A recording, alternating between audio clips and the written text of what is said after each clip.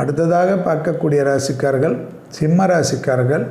கண்டிப்பாக அதீத கவனமாக ஆவணி மாதம் முழுவதும் இருக்கக்கூடிய ராசிக்காரர்களில் சிம்ம ராசிக்காரர்கள் என்பதை ஞாபகத்தில் வைத்து கொள்ளுங்கள்.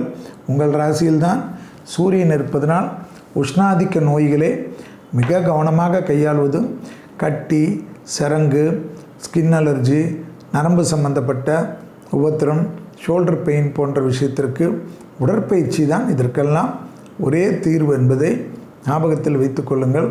நிறைய நீர் குடிக்கவில்லை என்றால் பாதிப்பு வரக்கூடிய நீர் நோய்கள், நீர் கடுப்பு எல்லாம் கண்டிப்பாக வரும். பெண்கள் அதீத கவனமாக இருக்க வேண்டும். கணவன் விஷயத்தில் வெள்ளை கொடி காட்டுவதும், மனைவியாக இருந்தால் மனைவி விஷயத்தில் வெள்ளை கொடி காட்டுவதும் சிம்மராசிக்காரர்களுக்கு மிக முக்கியமான அமைப்பு. குடும்பத்தில் அந்நியர் தலையிடக்கூடாது. பிறர் குடும்ப விஷயத்தில் உங்களுடைய தலையீடு கூடவே கூடாது. தேக ஆரோக்கியத்தில் அதீத கவனமாக பார்த்து கொள்ள வேண்டும்.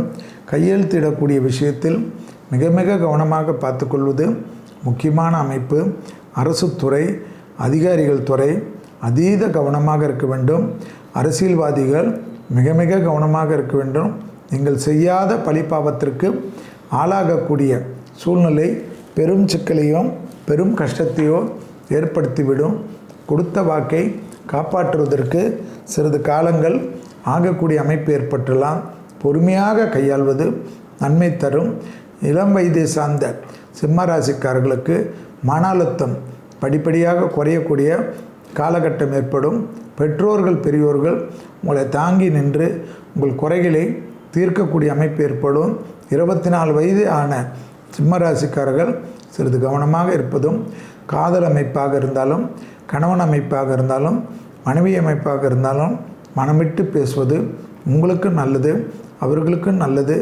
உறவினர்களையோ நண்பர்களையோ தேவையில்லாத குழப்பத்திற்கு ஆட்படாமல் இருப்பது அனுகூலமான அமைப்பையும் சந்தோஷமான அமைப்பையும் ஏற்படுத்தி கொடுக்கும்.